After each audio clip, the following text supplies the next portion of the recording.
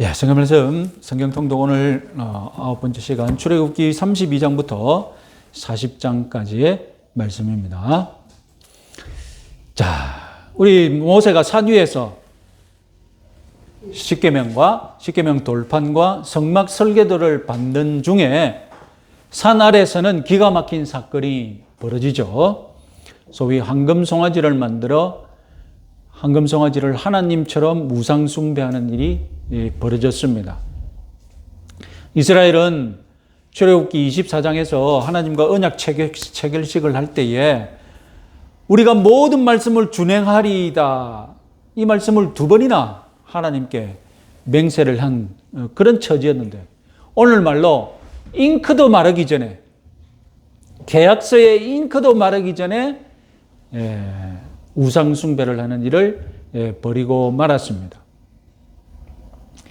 그래서 하나님이 이 모세에게 지금 밑에 가면 난리가 났다, 내가 이제 용서를 안 하겠다, 내려가 봐라, 이렇게 하니까 모세가 불이 나게 내려왔죠. 그래서 아론이 모세에게 뭐라고 답합니까? 한번 이 사건에 대해서 이렇게 답하죠. 한번 같이 한번 읽어보겠습니다. 아론이 이르되 내 주여 노하지 마옵소서. 여기서 내 주는 모세를 가리킵니다. 이 백성의 악함이 당신이 아나이다. 그들이 내게 말하기를 우리를 위하여 우리를 인도할 신을 만들라. 이 모세 곧 우리를 애굽 땅에서 인도하여 낸 사람은 어찌 되었는지 알 수 없노라 하기에 내가 그들에게 이르기를 금이 있는 자는 빼내라 한즉 그들이 그것을 내게로 가져왔기로 내가 불에 던졌더니 이 송아지가 나왔나이다. 지금 벌어진 사건을 아론이 모세에게 설명하는데 뭐라고요? 이 백성이 얼마나 악한지 네가 안다 이가. 그들이 나한테 찾아오는데 우리를 인도하는 모세 어디 갔냐고. 지금 안 보인다. 그러니까 우리가 하나님 만들자고. 그러니까 아론이 하는 수 없이 너 금 가져오니라. 그래가지고 금을 다 가져왔는데 그 금을 불덩이에 집어넣었더니 어떻게 됐단 말입니까? 뻥 하고 금송아지가 튀어나왔다는 겁니다. 이게 진짜 아론이 지금 모세한테 한 변명이에요. 아론은 백성들이 자기들이 나한테 억지로 부추겨서 만들었고 우리 금송아지는 만든 것도 아니고 그냥 부었더니 뻥 하고 금송아지가 나왔어. 이딴 식으로 지금 하고 있다면 수준이 이렇다는 겁니다.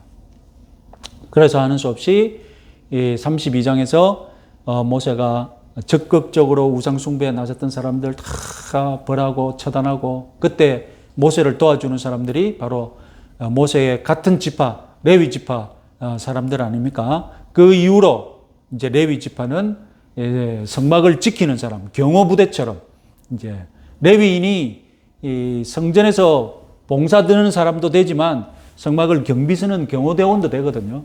이때 모세와 함께 온 진중을 돌아다니면서 황금송아지를 숭배하는데 앞장섰던 사람들 다 처단하고 그렇게 하죠. 그리고 하나님께서는 출애굽기 33장에서 이제 너희들끼리 가라. 나는 안 가겠다. 내 사자를 보내서 너희들을 인도하고 나는 너희들 손대겠다. 왜냐하면 너희들 가운데 있다가는 내가 너희들을 다 죽이겠다. 이러다가는 안 되겠다. 그래서 너희들끼리 가라. 이렇게 하나님이 결별을 선언하시죠. 그래서 그때부터 이제 출애굽기 33장에서는 이스라엘과 모세가 회개함으로, 특히 모세가 앞장서서 하나님께 호소함으로 하나님의 마음을 돌려놓죠. 그래서 진정한 중보자가 무엇인지, 이때 모세는 차라리 나를 죽여서라도 이들을 인도해 달라고 하나님께 기도했지 않습니까? 그래서 하나님께서 또 은혜로 마음을 돌이키시고 출애굽기 34장에서 다시 한 번 더 이전 것은 언약은 이제 없어졌고 실패한 것이고 새 언약을 체결합니다. 그리고 출애굽기 34장에서 다시 모세가 십계명 받으러 또 올라가죠. 또 올라가서 새로운 십계명 돌판을 가지고 새 언약의 증거죠. 이전에 언약의 증거, 그 십계명 돌판은 깨졌지 않습니까? 증거가 깨진 것은, 증거가 없어진 것은 언약이 없어졌다는 것이거든요. 언약이 파기됐다는 것이거든요. 그래서 새 언약의 증거, 십계명 돌판을 새로 가지고 내려옵니다. 자, 그때 내려올 때 유명한 본문이죠. 같이 한번 읽어보겠습니다. 얼굴 피부에 광채가 나나 깨닫지 못하였더라. 아론과 온 이스라엘 자손이 모세를 볼 때에 모세의 얼굴 피부에 광채가 남을 보고 그에게 가까이 하기를 두려워하더니. 자, 이건 뭐 그냥 특별히 넘어가려다가 어떤 그 문화평론가들이 하도 거꾸로 얘기하길래 한번 좀 말씀드리려고 합니다. 자, 무슨 말씀이냐면 모세의 피부에 광채가 났다. 히브리어로 카란입니다. 동사. 무엇인가 나고 있다는 거예요. 그런데 이게 명사 케렌일 때는 뿔입니다. 그래서 카란이니까 이 뿔이 나다, 뿔이 나다 이런 뜻으로 번역이 되어야 됩니다. 그래서 모세의 얼굴에 뿔이 났다. 그러니까 사람들이 잘 안 믿어지거든요. 설마 얼굴에 뿔이 났을까? 그럼 다른 것이 났다는 말이 아닐까? 이렇게 생각할 수 있잖아요. 그래서 이것이 번역에도 그대로 반영이 되어 있습니다. 그래서 중세시대까지 유일한 성경이었던 불가타, 라틴어 성경, 불가타 성경은 히브리어 문자 그대로 뿔났다라고 번역했어요. 뿔이 났다. 그래서 코르누타, 코르는. 그래서 유니콘 아시죠? 유니콘. 이게 무슨 말입니까? 일각수라는 뜻 아닙니까? 뿔이 하나다. 유니콘. 뿔이 하나인 동물 그래서 일각수. 거기서 이제 라틴어 성경도 코르누타에서 뿔났다라고 번역했습니다. 그런데 70인역은 히브리어 성경을 헬라어로 번역한 거거든요. 유대인들이 헬라어로 번역한 거거든요. 번역할 때 정말로 모세의 얼굴이 뿔났을까? 뿔난 가면을 쓴 것이 아닐까? 아니면 혹이 난 것일까? 아니면 뭐 영광을 하나님을 보고 나와가지고 얼굴이 너무 빛나가지고 뭐 어떻게 잘못된 것이 아닐까? 다양하게 상상력을 발휘했는데 결론은 뭐라고 번역했느냐? 모세의 얼굴이 영광스럽게 변했다 그래가지고 독사조라는 단어, 독사가 영광이거든요. 독사조라는 말을 써서 영광스럽게 변했다라고 번역을 했습니다. 뿔을 제거하고 히브리어 성경이 뿔났다라고 한 것을 헬라어 성경에서 영광스럽게 변했다라고 번역을 했습니다. 그 이후로 모든 영어 성경은 다 뭘 따랐겠습니까? 뿔났다를 따랐겠습니까? 영광스럽게 변했다를 따랐겠습니까? 뿔났다를 안 따르고 영광스럽게 변했다를 따랐습니다. 그래서 영광은 또 빛나니까 이건 모든 영어 성경은 다 뭐라고 번역합니까? 광채가 났다. 샤인으로 다 번역을 합니다. 샤인. 그래서 보면 이제 과거로 이제 shone 이렇게 번역하기도 하고 그렇게 하죠. 자, 우리 성경은 뭘 따른 겁니까? 우리 성경은 영어 성경 그대로 70인역을 따라서 영어 성경을 따라서 영광스럽게 변했다라고 이렇게 광채가 났다라고 번역을 한 것입니다. 자, 재밌는 것은 여러분 미켈란젤로 3대 조각상 아십니까? 미켈란젤로 3대 조각상. 네? 다음표를 보시면 왼쪽 오른쪽에 다윗상, 가운데는 피에타, 마리아가 죽은 예수를 안고 있는 이 피에타. 마지막에 모세상입니다. 모세상. 자, 마지막 모세상을 한번 보시죠. 자, 모세상 이 교황의 무덤에 있는 것인데 머리에 뭐가 나 있습니까? 머리에 뿔났죠? 뿔나 있습니다. 이건 왜 그렇습니까? 뭐 때문에 이렇게 한 것입니까? 예? 불가타 성경, 라틴어 성경이 모세가 뿔났다라고 번역을 했거든요. 그래서 뿔난 것으로 그대로 따라서 뿔을 만든 거예요. 그래서 문화평론가들이 이걸 뭐라고 하느냐? 모세가 지금 그 유대 백성들이 말을 안 들어가지고 화가 뿔났다. 이렇게 우스갯소리 비슷하게 말하시는 분도 있고 좀 진지한 분은 뭐라고 이걸 설명하느냐? 진지한 분은 거꾸로 얘기합니다. 뭐라고 하냐?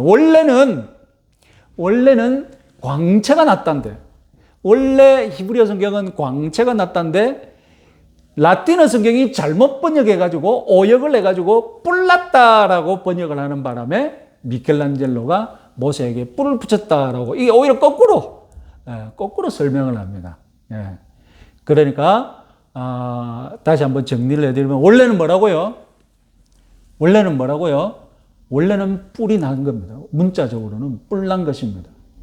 그런데 사람들이 자꾸 의심을 하죠. 설마 모세 얼굴에 뿔 났을까?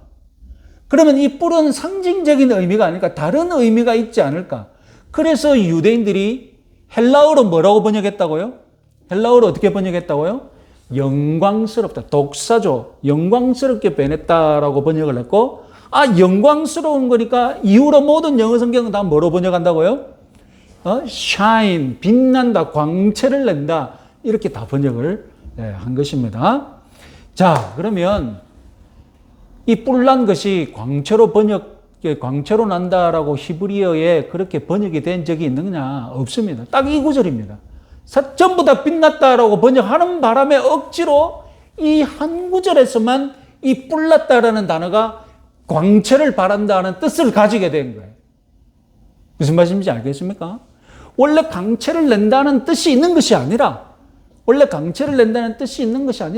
이 구절에서만큼은 전부 다 광채로 낸다라고 번역하는 바람에 할 수 없이 이 구절에서만 유일하게 뿔이 이 구절에서만 광채로 광채로 바뀐 겁니다. 그래서 우리는 물어야죠. 그러면 왜 성경은 여기서 모세에게 뿔이 났다라고 얘기하는가? 그 뜻을 주목해야 되겠죠. 그 뜻은 나중에 제가 또 따로 설교할 기회가 있었으면 좋겠지만, 간단하게 말씀드리면 황금송아지 때문이에요. 황금송아지에 뭐가 있겠습니까? 뿔이 있잖아요. 황금송아지에 뿔이 있잖아요. 뿔은 하나님이 구원을 베푸신다는 상징이거든요. 그래서 하나님은 나의 구원의 뭐라고요? 구원의 뿔이시오라고 했지 않습니까? 그래서 하나님이 황금송아지 만들어가지고 뿔 숭배하는 백성들에게 진짜 하나님의 뿔을 보여주셨는데, 그 뿔을 누가 달고 온 겁니까? 그 뿔을 중보자인 모세가 달고 와가지고 이것이 진정한 하나님이 베푸시는 구원의 뿔이다. 구원의 뿔은 하나님에게서 나오고, 지금 그 구원의 뿔은 모세에게 달려있으니 모세를 통하여서 어떻게 하라고요? 모세를 통하여서 누리라. 그런 뜻으로 모세가 진짜 뿔을 달고 온 것으로 믿으셔야 합니다. 자, 그러면 여기서 간단하게 말씀드렸고, 자, 이후에 이제 성막을 다시 건축하는, 전에는 성막의 설계도를 받았다면, 이제 성막을 건축하는 본문이 창세기 35장부터 40장까지 시작됩니다. 그래서 지난주에 성막 기사와 창조 기사와 성막 설계 기사의 유사성에 대해서 말씀드렸습니다. 한번 지난주 간단하게 표를 다시 한번 볼까요? 보시면 천지창조 7일 있는데 성막 설계 기사도 7단위로 나눠질 수 있습니다. 그리고 맨 마지막에 보시면 사람이 등장하고 성령이 등장합니다. 그래서 여기도 사람이 등장하고 처음에 성령이 등장하지 않습니까?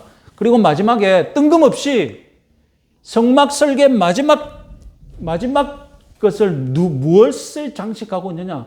이유 없이 갑자기 안식일을 지키려는 안식인 본문이 딱 나와요. 아무것도 이유 없이. 그래서 안식일을 맞추고 있습니다. 그래서 이것은 무엇을 말하느냐?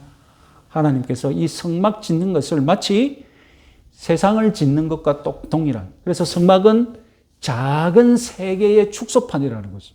작은 우주의 축소판이라는 것이죠. 이 성막 안에 우주의 주인이시고 우주의 창조자이신 그것을 말하기 위해서 성막을 마치 천지 창조하는 것처럼 묘사하셨다라는 것을 알 수 있습니다. 그리고 다음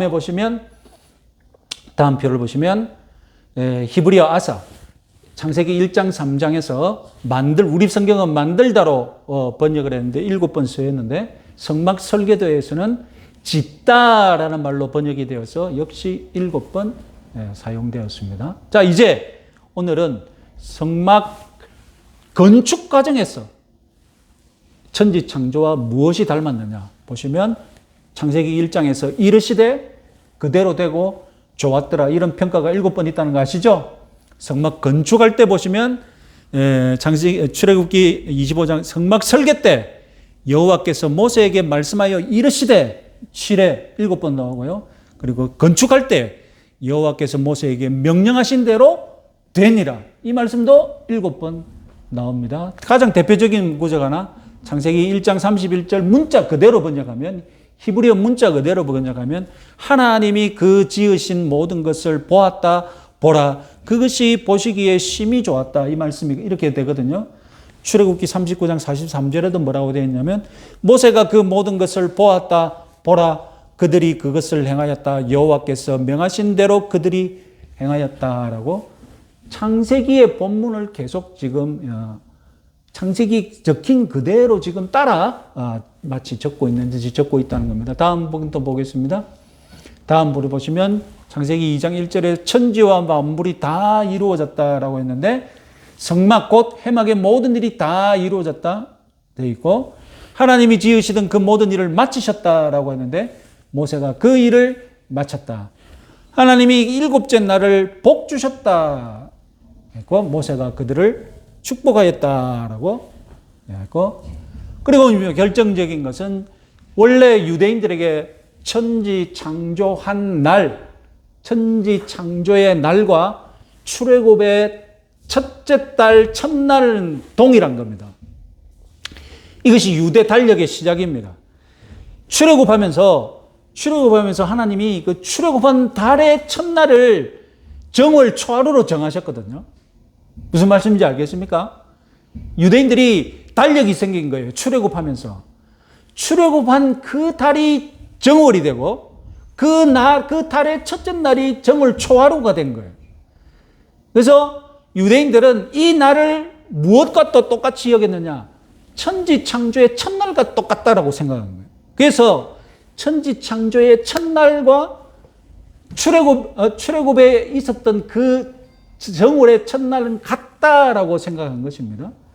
성막 건축은 어떻게 하느냐?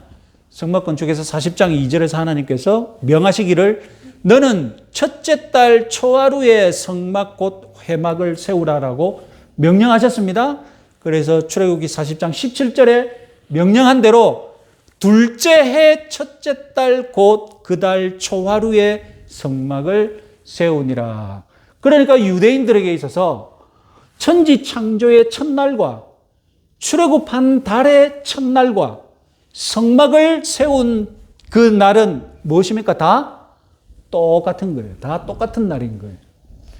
자, 그러면 왜 하필이면 둘째 해 첫째 달 곧 그날 초하루냐? 유대인들의 달력을 잠시 한번 볼까요? 출애굽의 달력을 보시면, 자, 제1년 1월 1일은 무슨 날입니까? 제1년 1월 1일은 언제입니까? 출애굽이 있었던 그 달의 첫째 날이죠. 그 달의 첫째 날이 제1년 1월 1일입니다. 그런데 1월 14일 날 무슨 일이 벌어졌습니까? 1월 14일 날 유월절이 있었던 거예요. 유월절이 있었습니다. 두 달 뒤 3월 14일 시내산에 도착을 했습니다. 그리고 제1년이니까 제2년 1월 1일 성막을 완성했습니다. 그리고 구름이 성막을 덮었다라고 기록이 나옵니다. 그리고 제2년 1월 14일 무슨 일이 있습니까? 1월 14일이니까 두 번째 유월절이 있습니다. 민수기의 두 번째 유월절을 지키는 이야기가 자세히 나옵니다. 그리고 1월 14일에서 한 달이 채 지난 못 지난 2월 20일 구름이 드디어 떠서 이동하자 이스라엘 백성들이 시내산을 떠나게 됩니다. 이것이 시내산 달력입니다. 이제 좀 달력을 좀 이해하시겠습니까? 자, 그래서 성막은 작은 에덴 동산과 같은 것이다라고 마지막으로 말씀드리겠습니다. 동산 출입문이 동쪽에 있었죠. 그리고 에덴 동산에 아담과 하와가 쫓겨나자 그 동산 출입문을 뭘로 막았습니까? 칼을 든 불칼을 든 천사들이 그 문을 막았습니다. 성막도 동쪽으로 문이 나 있습니다. 성막 동쪽으로 문을 딱 들어가면, 동쪽 출입문을 들어가면 그 출입문 그 가림막에 무엇이 새겨져 있습니까? 천사가 새겨져 있습니다. 그래서 이 천사들을 통과해서 성막 지성소로 들어가려는데 지성소는 못 들어가죠. 이스라엘 백성들은 성소 안으로 못 들어갑니다. 성막 뜰만 밟을 수 있습니다. 그것은 곧 뭘 말합니까? 사람들이 들어갈 수 없었던 에덴 동산, 그 생명수가 있었던 에덴 동산으로 들어갈 수 없음을 뜻하죠. 그런데 예수 그리스도께서는 어떻게 하셨습니까? 예수 그리스도께서는 지성소와 성소를 구분하던 사람들의 출입을 금하던 그 커튼을, 휘장을 없애시고 하나님 앞으로 나아갈 수 있도록, 우리가 지성소로 들어갈 수 있도록 문을 열어 놓으신 분 아닙니까? 그래서 우리는 이스라엘 백성들이 들어가지 못하였던 그 하나님의 성소, 지성소로 예수 그리스도를 통하여서 하나님께 들어갈 수 있음을 믿으시기 바랍니다. 그래서 예수 그리스도가 곧 우리에게 구원의 뿔이 되신다. 아까 모세에게 구원의 뿔이 있었듯이 여호와는 나의 뿔이시오. 우리에게는 예수 그리스도가 우리의 구원의 뿔이 되시는 분이심을 믿으시기 바랍니다.